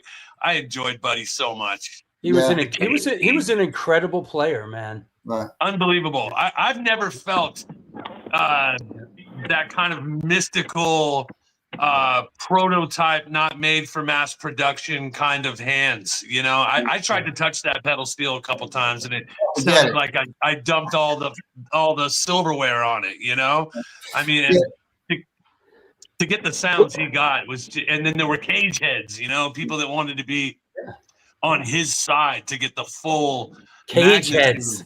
Cage heads. Yeah. The other thing about Buddy Cage, just like Yorma and Jack, they're fearless guys. You know, if you were playing some groove or something at a sound check, they'd be like, "What's that?" And they would go like, "That's cool. Let's do that." Not like now. Let's do it in the show. You know? Right. Yeah. We would do that all the time. Very supportive. You know, Buddy, one time, one of my favorite moments was we were getting off of finishing, coming up for break, and Buddy Cage was on stage, and this fan got on stage and was all about excited, taking his picture with him. He had a friend in the audience taking a picture of him up there, and he was talking to Buddy, and Buddy was all smiling at him, and he looks at the guy and goes, "Hey, are you in show business?" And the guy's like, "No," and Buddy's like, "Well, then get the fuck off the stage." Old school all the way. Old school all the way. But very supportive, you know. Yeah. And I think that stemmed from the whole San Francisco scene, you know, because before everybody got famous, everybody was very supportive of each other. You know, once record labels and record companies started getting involved, then everybody started to splinter off. But well, looking at the sizes of places like, you know, the Matrix and places like that, they were teeny. They were like the size of the A7, Chris. They you know, 50 people. 50 Club people. Foot. Yeah. Not about that one. Yeah. It was tiny. Right. You know, so the Mabuhay and the on Broadway are back open. They're the Ness's sister has now reopened the Mab and the Broadway, so hopefully we'll get some shows back off there. I just saw Social Distortion the other night. They headlined Punk Rock Bowling. Right. Yeah. Yeah, it was a hell of a Yeah. show. They were good. And we'll see you at the DNA with GBH. Oh, you told me you weren't going to be in town. I am going to be in town. All right. Well, thanks for coming on, Chris. Anybody you want to thank? Anybody you want to shout out? Oh, just Michael, man. You're a legend. Your roots go in so many directions. It's mind blowing. Thank you. One of my favorite memories is the first time I saw the New Riders. Fowles comes out in a steel chainsaw hat. And I'm like, this is a real one, right? At a tree hugging hippie show, this guy's got a chainsaw hat on. I just was like, this guy is the real deal. Yeah. I love it. It was good. It was good. Cool. Love you, Michael. My favorite memory, though, is not a non-musical memory. Is one Thanksgiving. We always went to San Francisco for Thanksgiving, and this one Thanksgiving, Chris, his wife, and it was all the guys in the New Riders. We were looking for a place to go eat, and we were going to go somewhere else. We couldn't get in, so we wound up at this Chinese restaurant, and we had this big, giant, long table. And I literally think we ordered every single thing on the fucking menu. Because it was like a table of food like this deep, you know? And it was just, that to me was like one of the best meals ever, you know, because it was just, the vibe was just perfect, you know? Yeah. We were the only people in there. And then a little later, it was a couple of other Chinese families came in. So it was like our crazy family and these Chinese families over here. Yeah. That's awesome. Hey, Johnny, thanks for stopping by. Anybody you want to thank? Anybody you want to shout out? Well, Fowles, me and you are playing next Wednesday. That's correct. Next Wednesday at Maureen's Jazz Cellar. Jazz Cellar, yeah. We're going to do a singer-songwriter thing. We're going to sing and songwrite, you know? Yep, Fowles. Yeah. Fowles, man, I wish you well. Thank you, guys. Hey, thanks for coming on, Johnny. Yeah, thank you, Drew. Thank you, Johnny. Drew. My pleasure, Johnny. I love you, Chris. Love you too, brother. Talk to you soon. All right. All right, man. Hey, I didn't mean to ambush you, Mike. No. It's great. It's great seeing Chris. I haven't seen him in a while. Johnny, I see from time to time because we play together every now and then, you know, and, we talk about the possibility of doing some kind of new rider thing. You know, I would like to do it. I probably do it out west first, you know, so it'd be easier on Nelson and then see what happens. But, who knows? You can never tell about any of this stuff. Throughout my entire career, it's gone in so many different avenues. You just got to be open to it and let it happen, you know. And if it happens, great, you know. Yeah, absolutely. That's the spirit. But before we take a quick sponsor break, I want to ask you a little bit about how the Memphis Pilgrims kind of fit in to the timeline a little bit, and if you could just give us some perspective on that. Yeah. Okay. So. I get to New York I'm back to New York now. I'm going to move back to New York. It's 1986 or 7. And I started playing around New York with a couple of guys. And we started a band called the Memphis Pilgrims because we were all of us, and including these guys, which is a later version of the band, really into that whole Memphis sound and Memphis rock and roll. Because that's kind of where the birthplace of rock and roll for me is Memphis, not Cleveland. But that's a whole other argument. So, that's how the name sort of came about. I think we were looking for a name, and one of my wife's friends said, well, we had I don't think we had the dog Memphis yet, but somehow that came up, and I like the name Pilgrims. So that's how that name came about. And then, one thing led to another. And then I started working with those guys that you saw there in that picture. That's my Woodstock gang.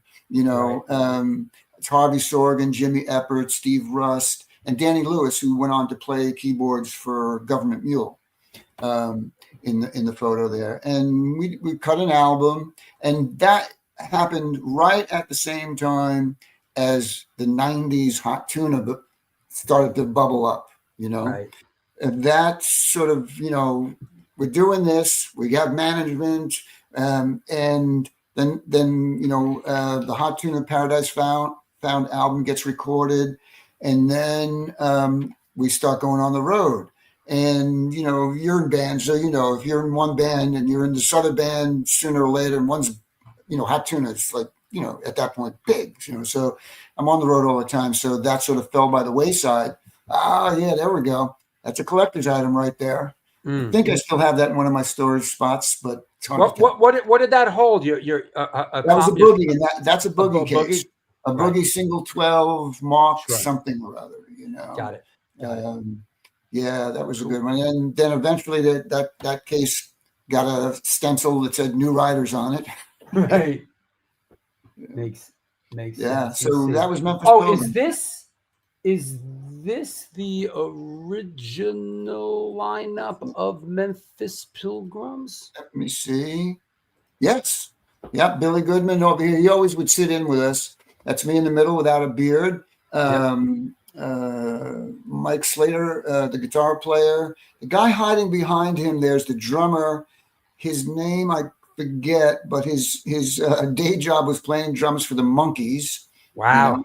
Yeah, go figure, right? That's and cool. that's Manny's car wash. And Oh, yes, wow. And yes, we did drink all those beers up there on the top of the refrigerator.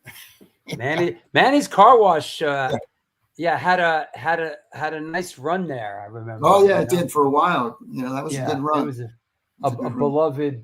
It was a beloved place. Right. Let me take a quick sponsor break. Let me get this out. Let me get this out of the way. We'll come back. We'll take some questions from around the world, and let's talk about the English Town project and what's going on now. All right, I'll see you in a couple. Thanks. All right. What's happening? This is the New York Hardcore Chronicles Live, and we are sponsored by blah, blah, blah, blah, blah, and the Texas Silver Rush.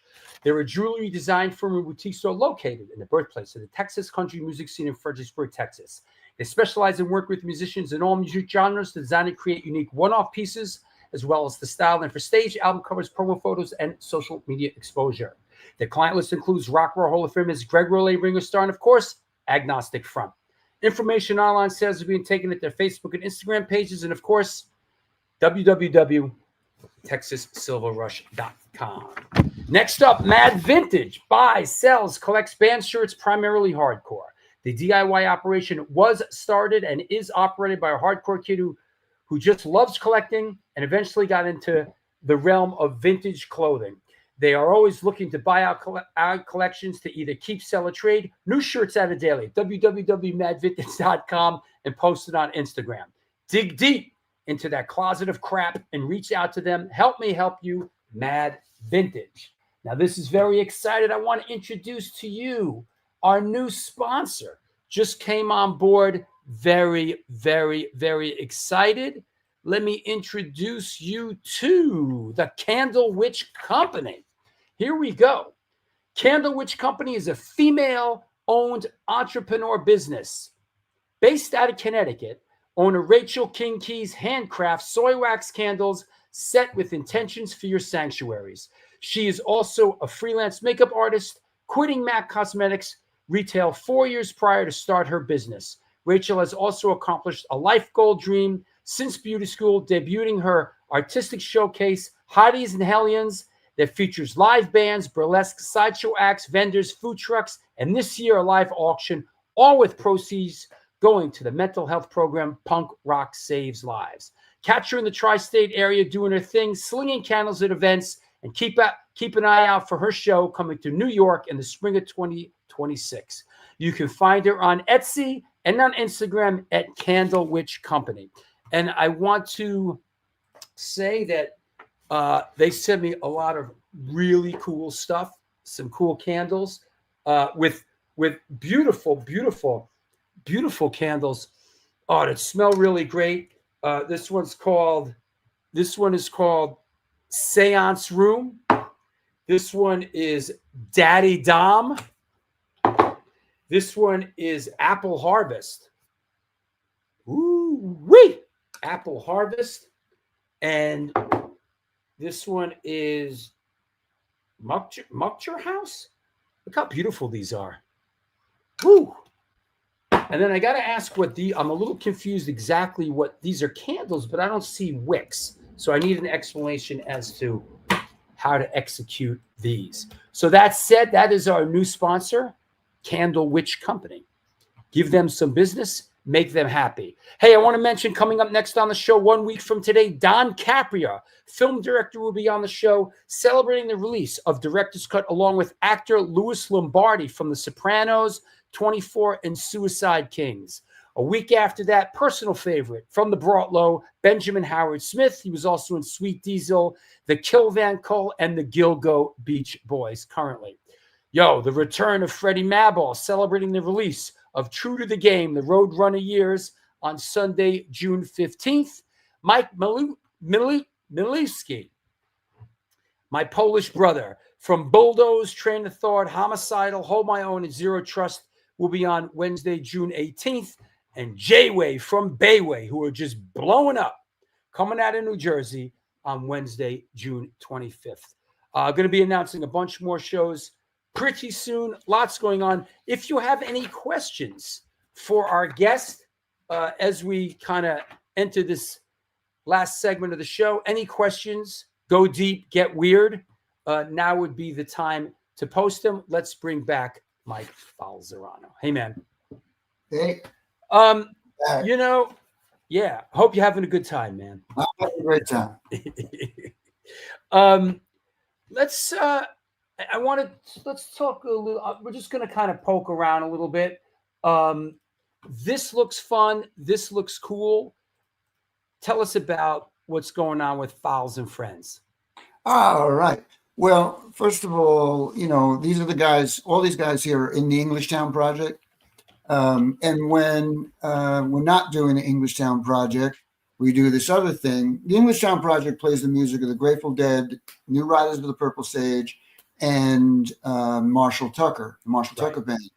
And the reason I even started that was because with New Riders touring the country, it seemed like everywhere I went, and almost every show, somebody would come up to me and say, I saw you guys at Englishtown. Now, if you're not from the East Coast, you might not know that Englishtown was a very big show for the Grateful Dead. It was in Englishtown, New Jersey, in 1977, on September 3rd, 1977. And they expected to get maybe 30,000 people, which would have been huge at that time, 77, but about 150,000 people showed up for the show.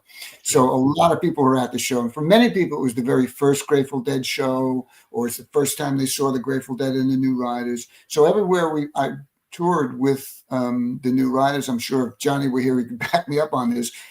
Somebody would say something like that. I saw you in Englishtown, or something to that effect. So, excuse me, it sounds like Don Larson's Perfect Game. I was there, right? Like Yogi Berra says that through the years he's met a million people. Like I saw that, right? It's maybe, I don't know. There were a lot of people. That was a landmark show, and like you mentioned, it was at Englishtown Raceway. That's right. It was still there. It's still there. But I think I must say it was, for a lot of young people, it's a very accessible show. Yeah. I mean, certainly it was accessible because you could get to it pretty easy. Yeah. And once you got there, because they knocked the fans knocked the fences down, so you just walk in. Free show. Can't beat that. So at some point I decided, you know what, I think I'll put a band together for a show and just play the music of the Grateful Dead, New Riders, and Marshall Tucker, never thinking that it was going to turn into an actual thing. We got in touch with Pete Shapiro from Brooklyn Bowl and Capitol Theater and all those things. And he said, I like the idea. Let's do it on the anniversary, which is Labor Day weekend, in whatever year it was. I think 2016 or 17 or maybe 18. I don't know. And we'll see what happens. And what happened was, fortunately, it was a rainy Labor Day weekend. And instead of everybody leaving town, they stayed in town. And a lot of people were interested in the show. And so we played the Brooklyn Bowl, and about 400 or 500 people showed up. So one thing led to another. And then one show was 2 shows, 2 shows was 10 shows, 10 shows was 20, 20 was 80. We're about 170, 180 shows now. Wow.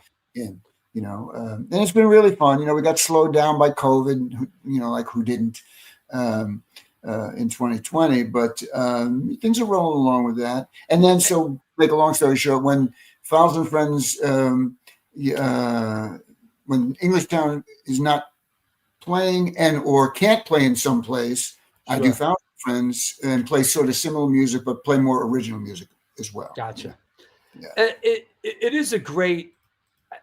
There's 3 great repertoires Yeah. to pull out of. I mean, Right, right. Grateful Dead, which is almost infinite. Right. You have the New Riders, which Right. is a wealth, and then the sleepers kind of Marshall Tucker, which You got it. fantastic. You know, that was actually one of the, I think, could be the first concert I ever saw. I saw Marshall Tucker at Madison Square Garden. You know, Right. Just a testament to how big Southern rock was in That's 1978. I saw the Marshall Tucker Band headline with no opener, Madison Square Garden. Right. So, I mean, the thing about that was really, I'm going to use the word shocked, but it's not really shocked. It's not really right. Yeah. It shocked me about the whole English Town Project thing is I knew people were going to love the Grateful Dead stuff because that's that people, you know, my audience loves that. And they were going to love the New Riders stuff because I'm in the New Riders, you know, for all those years. But I wasn't really sure what they would make of the Marshall Tucker stuff. And it turns out on any given night, sometimes that Marshall Tucker stuff gets the biggest ovation. The most people go crazy for it. And I'd forgotten how many really great songs that they have, you know? Yeah. Yeah. And, you know, I've got 2 really good guitar players, 2 other really good guitar players in the band who know how to do that Southern rock thing really well. Yeah. So we can sell it, you know. Sure. And it's been pretty wild, you know. I want to see it. Yeah, You know? well, come on out, you know. Yeah. But I see you're working, right? You got this Bears picnic thing. Bears which is Picnic, I've been doing Bears Picnic now. I think this is the 20th. It's 20th. I think I've done at least 18, maybe 19 of the 20. Wow, that's fantastic. With one band or another. It's a great little festival out in Pennsylvania. Wow. New Riders played it. I think 5-6 years straight every year. And it was real. In fact, we played the very first one. New Riders played the very first Bears Picnic. It was us, Donna Jean Gotcha's band, Donna Jean and the Tricksters, and a very early version of DSO, Dark Star Orchestra. Wow. We're on that. And that was, I'm guessing that was 2005 or 6. Grateful Fest, another really great one. These things must be really fun, man. It must be. You get a lot of love at these things. Yeah. This one here is in Nelson Ledges. It's like sort of on this lake, and here's the stage, and there's the lake, you know, and 1,000 people in front of it, you know. Melvin Seals still at it. Yeah. I've played with Melvin quite a bit, and he's recorded on a couple of my albums, a couple of my songs, about 5 or 6 of them actually. And Johnny and I had a band called the Godfathers of Pot, and Melvin Seals was one of our godfathers at one point, along with John Cadlasek from where he now plays with Melvin Seals, but he used to be in DSO. We did it at Bears Picnic, in fact. Melvin Seals, who played with Elvin Bishop and plays on Fooled Around and Fell in Love, along with Mickey Thomas on vocals. That's right. To tie it in with the Starship and the whole airplane thing, you know. Right, and of course all the years with Jerry's band, you know, the Jerry Garcia band. He was fantastic. He's a monster player, great guy, really nice, down home kind of guy, you know.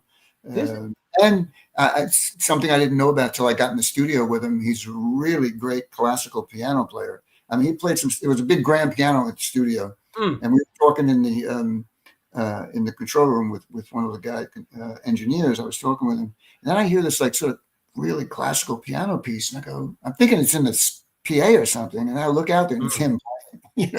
You know, I like in the later years of the Jerry Garcia band, he was playing a lot of piano and a lot of electric piano. Because early on it was like we're going to church, right? It's organ. Right.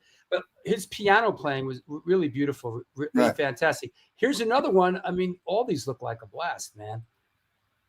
Oh, the Share Fest. Now, you know, that one's coming up, right? It's coming up. It's this coming Saturday. Share Fest is very unique. You can't buy tickets to it. You have to be invited. They don't advertise. I'm surprised they even put up a poster. And the funny thing is, thousands of people show up to this thing.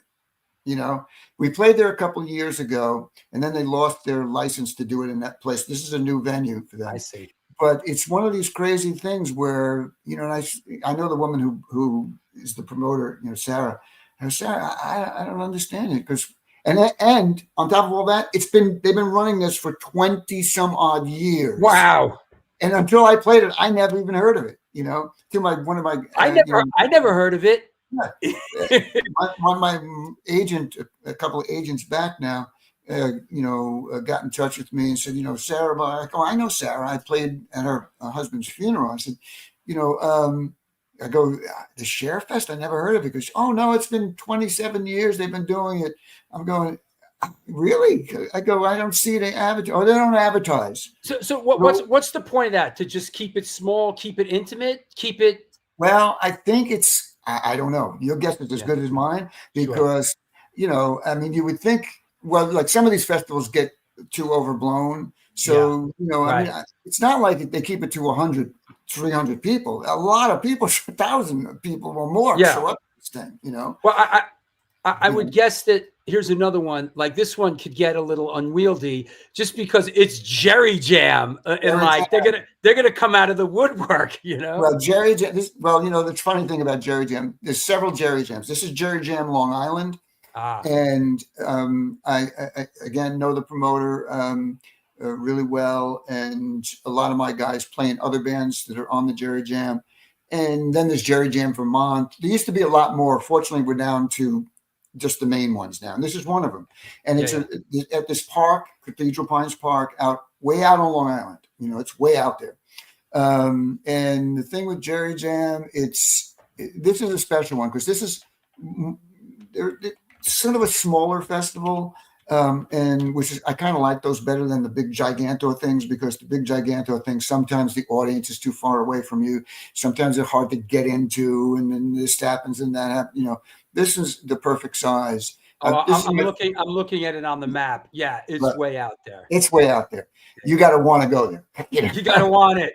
Yeah. If you're from New York City, you're going to really want to go there. But yeah, it's a lot of fun. A lot of the great bands. It's a little eclectic. The music that they have is not all just Jerry Grateful Dead bands, although most of the bands do play that because it's a Jerry Jam, you know.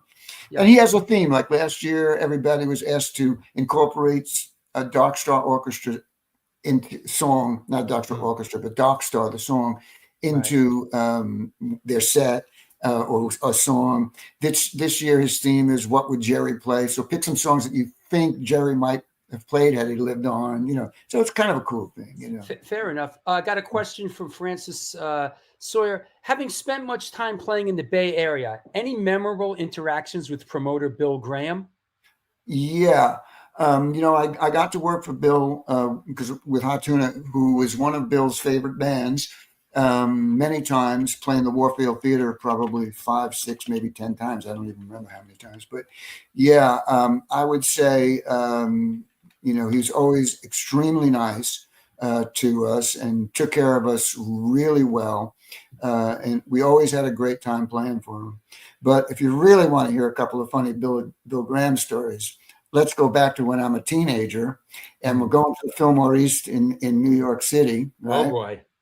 You know, and it's, you know, it was like an old theater. So it had the marquee that came out and then like the doors, and then you were sort of under this thing and all the kids would gather around there, right?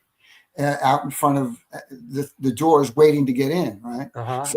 Me and my friends are all out there, right? And this is probably 72 or 3, something like that, whatever. I forget the year now. And we're sitting on the concrete and we're smoking weed, right? We're smoking a joint. And Bill comes out and he looks over at us and he goes, "What the hell are you guys doing? What do you think this is, a sanctuary?" And I just looked up because I didn't know what to do or say. And I go, "Yeah." And he goes, "Get inside." And he just made us all go inside. So that was a funny story. And the other funny story is I'm out west now. I forget, I think it was in northern Texas, actually. And I'm at a place called the Desert Queen Cafe, a little coffee place. And it's on some river. And, you know, this is now mid 70s. So hippies in Texas are not appreciated, you know. Anyway, I look over, I'm getting up to leave. I look over and I see Bill Graham coming through the door, and he's not happy. You know, the door flings open, and I'm the first person he sees. And he says, "You got any money?" What happened was he was rafting. His raft, he lost the raft. The raft went down the river, right? And he's got nothing now. So he's got to make a phone call. And of course, back then you had to have money to make a phone call. And I was the only hippie looking kid there. So I gave him some change and he made a phone call and then he just left. So, you know, those are my three Bill Graham stories, you know. He was a larger than life figure, man. Oh, yeah, absolutely, 100%. And we did get to play with Hot Tuna I think it was the last big show he put together in Golden Gate Park. I think it was a Wavy Gravy thing, but I don't remember the exact reason for that. But there were a lot of people there, you know, like, I don't know, 90,000 people, you know. This looks like a lot of fun. I guess it had the Airplane Family has played out, correct? Oh yeah. We did we started in 2016, I believe. I was asked to be a member of this. Okay. What happened was a manager, actually the same manager or booker, or it's more manager than booker, who put together the 1983 Hot Tuna tour, Michael Gaiman. This is his thing, the Airplane Family. So he put together all these people, and he realized at one point that New Riders was on hiatus because you know, Nelson broke his shoulder, and he called me up and told me what he was doing, and that Peter Calkin was on it. And this was not the original lineup, but the original lineup, there was a lot of people in the original band. Darby Slick was in it from the Great Society. Wow. Had a different female singer, Eva. I forget her last name. She went on to sing with Britt Floyd. But yeah, that was a lot of fun. And we basically played the music of the Jefferson Airplane, the Jefferson Starship, Quicksilver, because one of the guys, Joe Lee, his father was in Quicksilver. So we did some Quicksilver. It was a lot of fun. We did that for a couple of years. And then the lineup changed a little bit, and then it changed again. And so we'll see what happens. Maybe they'll do it again. I don't know. Yeah, it looks like I'm down for it. Yeah, that's in my wheelhouse. I'd love to see that. As we're heading down the home stretch here, is this when you mentioned, was this sort of? Oh, hold on, it acted funny. The Calcaramo. Hold on, Falzarano. Yeah, I'm trying to pull that flyer up. Was that pre-Hot Tuna, or was that something you guys kind of did in between? That's something we did in between. And the funny thing about that, it's, you know, it's half of Yorma's last name, Calc, and Arano, which is my last name. So it's the two names put together. And how that came about was we were going out, you know, Yorma Calkinen with Michael Falzarano, and then Vanessa Calkinen. That's us there. I call that our Santo and Johnny pose. You know? Sleepwalking.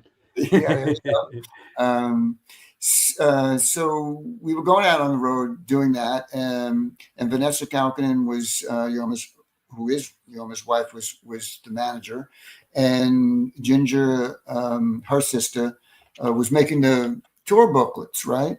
And at some point, she just decided to like put our names together and started referring to us as Calcarano. So there was never really an act, so to speak, called Calcarano, but it just became that, right? It was the tour book.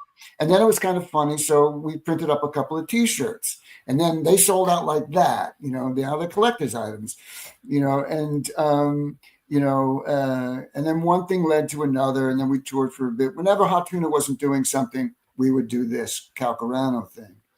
And was this acoustic based, or was it? Yes, it was acoustic based. It was me on acoustic guitar, and you either on electric a guitar, an acoustic guitar, or the pedal, the lap steel guitar.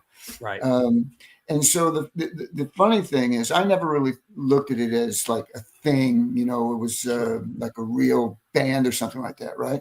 But then, like years later, I'm looking through the Rolling Stone Encyclopedia of Rock and Roll, right? And here it comes, like this, right? Your big book, you know. I'm looking through, and I always look it up, see if they mention Hot Tuna. See if I mentioned it all, you know. So I'm going on, and I'm reading the Hot Tuna, the Jefferson Airplane thing. Then they talk about Hot Tuna, and then they get down to the bottom and said something to the effect of, when not doing Hot Tuna, Jack Cassidy stays busy with the Jefferson Starship, Next Generation, and Jorma Kaukonen and Michael Falzarano tour as Calcarano, which now made it etched in stone. If Rolling Stone magazine says it's so, it's so. It's really real. So what are your hopes and dreams for the future, man?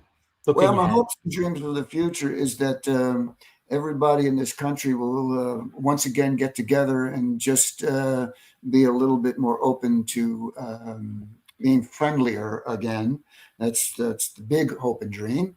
And as far as personally, to just be able to keep playing music, to stay healthy enough to do it, you know, and just continue doing what I'm doing,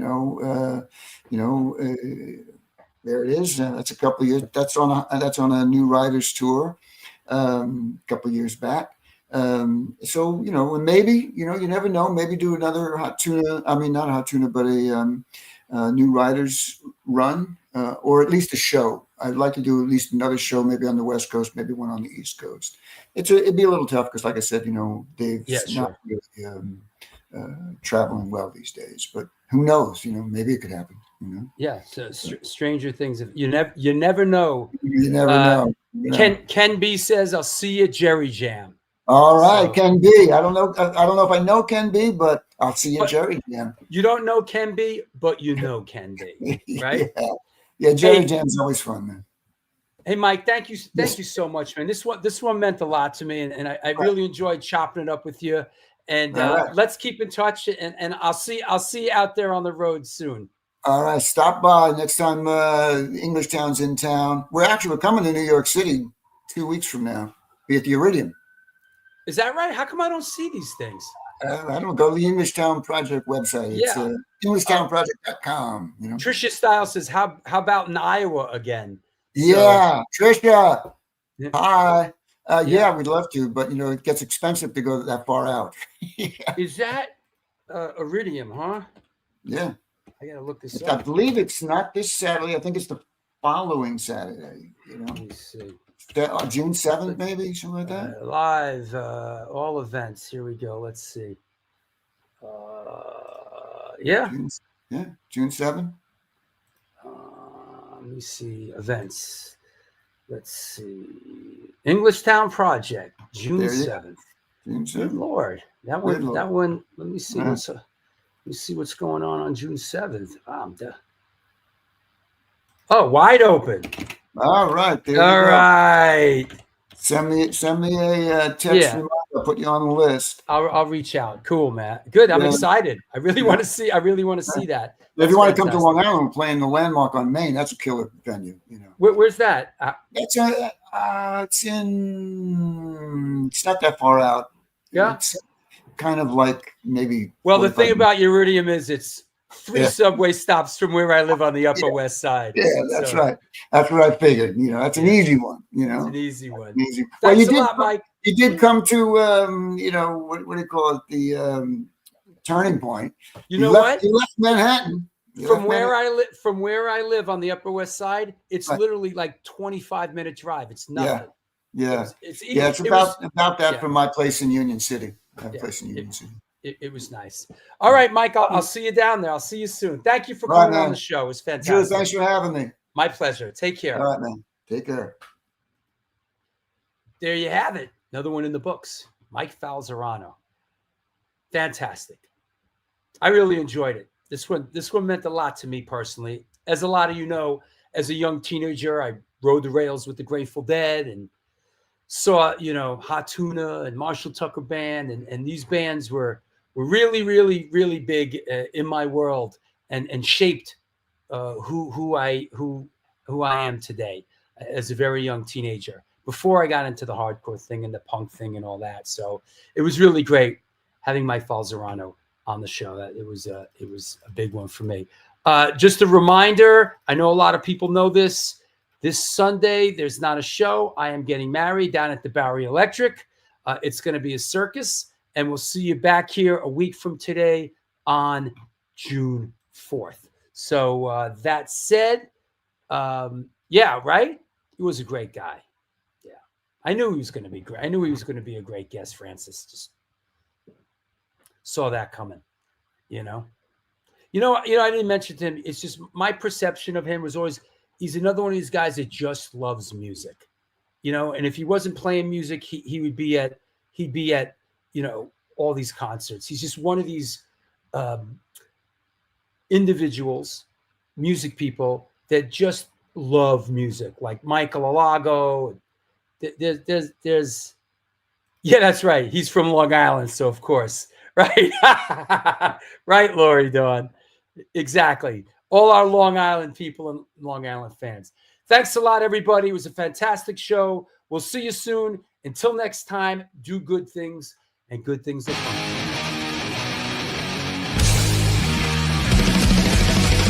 Conditioned by indoctrination, conditioned by society. You're a victim of the digital age, a 21st century casualty. Open your eyes.